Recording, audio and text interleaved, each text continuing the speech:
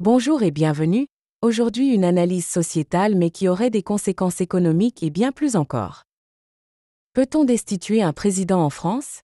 Entre crise politique, déclarations de généraux et tensions internationales, cette question devient brûlante. Le général Pierre de Villiers a affirmé que l'armée doit être loyale au peuple, pas à Emmanuel Macron. Mais plus récemment, Emmanuel Macron a proposé d'ouvrir la dissuasion nucléaire française aux autres pays européens. Une décision qui pose la question de la souveraineté nationale et de la sécurité du pays. Guerre en Ukraine, contestation sociale, crise économique. Décryptons ensemble les raisons et mécanismes qui pourraient mener à une destitution.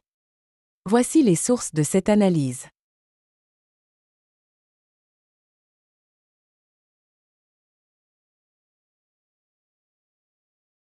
En France, la destitution d'un président est encadrée par l'article 68 de la Constitution. Elle est possible en cas de manquement à ses devoirs manifestement incompatibles avec l'exercice de son mandat. Seul le Parlement réuni en haute cour peut décider d'une destitution par un vote à la majorité des 2/3. Aucune destitution n'a eu lieu sous la Ve République, malgré des crises politiques majeures. Les cas concrets pouvant mener à une destitution sont une violation grave de la Constitution, comme des abus de pouvoir ou dissolution abusive de l'Assemblée nationale. Une corruption avérée comme le financement illégal de campagnes électorales ou un enrichissement personnel. La mise en danger de l'intégrité nationale, soit la compromission de la sécurité du pays et décisions militaires risquées. Partager notre dissuasion en fait partie. Ainsi que des tensions extrêmes avec l'armée et les forces de sécurité. C'est le cas avec l'armée actuellement comme nous le verrons.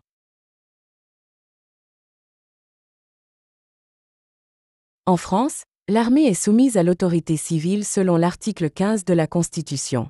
Le président est chef des armées, mais ne peut pas l'utiliser sans l'accord du Parlement, article 35. L'ancien chef d'état-major Pierre de Villiers a déclaré « L'armée doit être loyale au peuple, pas à Emmanuel Macron ».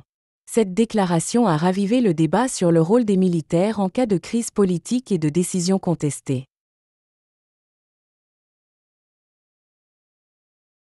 Emmanuel Macron a récemment déclaré que la dissuasion nucléaire française pourrait être mise au service de l'Europe.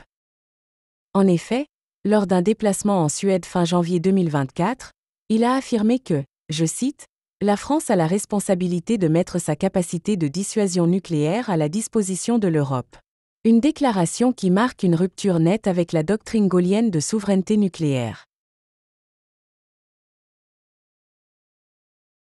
Marine Le Pen a dénoncé une mise en péril de la France, insistant sur le fait que la dissuasion nucléaire française doit rester une dissuasion nucléaire française. On ne doit pas la partager, on doit encore moins la déléguer, a-t-elle ajouté. Elle a également rejeté toute idée de sortie de l'OTAN, affirmant que les États-Unis restent évidemment un allié de la France. Sans commenter directement la dissuasion nucléaire, Jean-Luc Mélenchon a dénoncé la servilité atlantiste de l'Europe et rejeté toute notion d'Europe de la défense. Bastien Lachaud et Aurélien Saint-Toul, parti LFI, ont publié un communiqué dénonçant une rupture complète avec la doctrine nucléaire française et un acte de dissémination nucléaire non conforme aux engagements de la France. Ils accusent Emmanuel Macron de déstabiliser la doctrine de dissuasion, de compromettre la souveraineté française et de mettre la France en position ambiguë et dangereuse. Valérie Ayé, macroniste, a au contraire affirmé que les ennemis de l'Europe doivent savoir que nos partenaires bénéficient du parapluie nucléaire français. Raphaël Glucksmann du Parti socialiste a appuyé cette vision en déclarant que la France a un rôle immense à jouer. Michel Barnier, LR, a plaidé pour un aggiornamento stratégique en Europe, suggérant un Conseil de sécurité européen. La mise en danger de la nation et risque de destitution. La dissuasion nucléaire est le dernier rempart de la souveraineté nationale. Une décision unilatérale qui en altérerait l'usage pourrait être interprétée comme une mise en danger de l'intégrité du pays. En cas de crise militaire, si l'armée estime que cette politique affaiblit la sécurité de la France, des tensions institutionnelles pourraient émerger. Plusieurs généraux et officiers supérieurs ont signé une tribune alarmante, dénonçant la politique de Macron et appelant à une union sacrée contre le déclin de la France. Selon eux, les décisions du gouvernement affaiblissent l'armée et compromettent la souveraineté nationale. Ils alertent notamment sur les dangers liés à la dissuasion nucléaire partagée avec l'Europe et le manque de préparation face aux menaces géopolitiques. Cette lettre réaffirme l'idée que l'armée est au service de la nation, et non d'un président.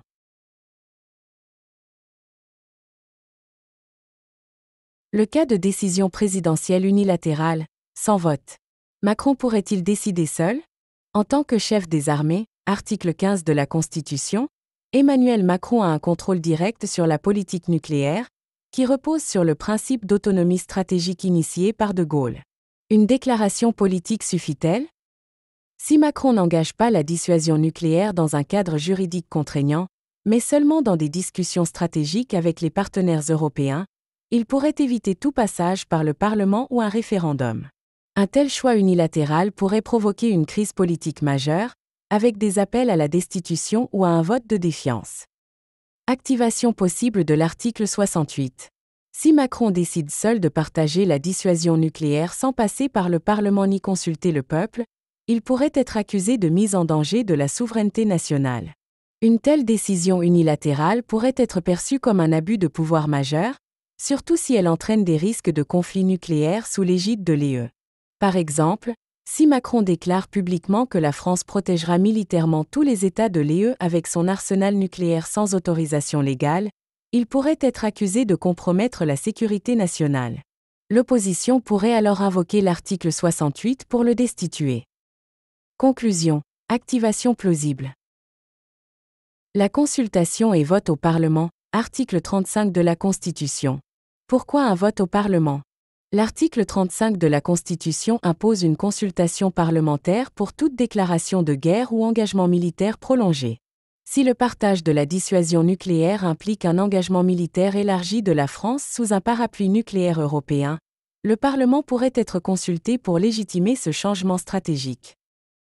L'Assemblée nationale et le Sénat pourraient refuser d'approuver un tel engagement, mettant le président en difficulté. Autre cas possible, Macron engage le partage nucléaire sans vote du Parlement, article 35 contourné. Activation possible mais plus difficile. L'article 35 de la Constitution impose que toute intervention militaire de la France soit débattue devant le Parlement. Si le partage de la dissuasion nucléaire avec l'Europe est interprété comme une modification de la doctrine militaire engageant potentiellement la France dans une guerre sans consultation parlementaire, alors une crise politique majeure pourrait éclater. L'opposition, RN, LFI, pourrait exiger un vote et, en cas de refus de Macron de s'y soumettre, invoquer un abus de pouvoir. Cependant, cela ne constitue pas directement un motif de destitution à moins qu'il y ait une menace grave pour la nation. Conclusion. Activation difficile mais possible de l'article 68. En cas de référendum national, article 11 de la Constitution. L'article 11 permet au président de soumettre un projet à référendum si cela concerne l'organisation des pouvoirs publics ou une réforme relative à la politique économique, sociale ou environnementale de la nation. Le partage de la dissuasion nucléaire pourrait être considéré comme un changement fondamental de la souveraineté militaire française, justifiant une consultation populaire. En 2005, la France a organisé un référendum sur le traité constitutionnel européen, illustrant qu'une réforme majeure de la politique extérieure peut être soumise à un vote populaire. Bien que Nicolas Sarkozy ait trahi ce vote en ratifiant le traité de Lisbonne. Un référendum sur la dissuasion nucléaire pourrait être perçu comme une trahison des principes gaulliens, entraînant un rejet massif de la population. Si Macron refuse un référendum malgré une mobilisation populaire. Activation compliquée de l'article 68, mais possible. Si l'opposition et l'opinion publique réclament un référendum, article 11 de la Constitution, sur le partage de la dissuasion et que Macron l'ignore délibérément, cela pourrait être interprété comme une négation du droit du peuple à décider d'un enjeu de souveraineté nationale. Refuser un référendum ne constitue pas en soi un manquement grave au sens de l'article 68.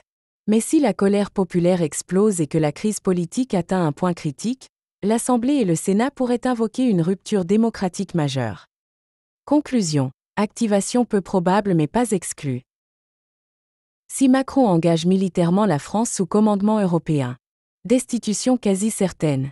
Si Macron intègre la dissuasion française sous commandement européen et que cela entraîne une escalade militaire non validée par le Parlement, il pourrait être accusé de compromission grave de la sécurité nationale. Cela pourrait être assimilé à un acte de haute trahison, notamment si la France est engagée dans un conflit nucléaire sans contrôle démocratique.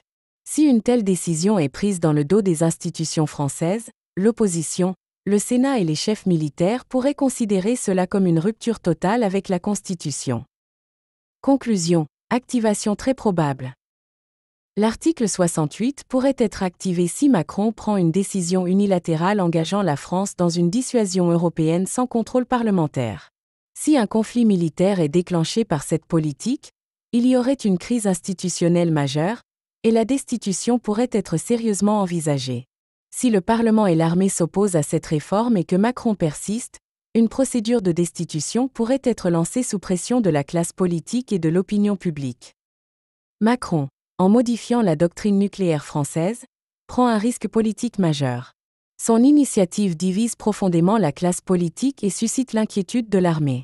Peut-on considérer cela comme une mise en danger de la nation? Si cette perception se renforce, l'hypothèse d'une destitution pourrait émerger. La souveraineté nucléaire est-elle négociable? Macron franchit-il une ligne rouge en engageant la France dans une dissuasion élargie? Commentez, argumentez et mettez un pouce bleu. Merci, et à bientôt pour une nouvelle analyse.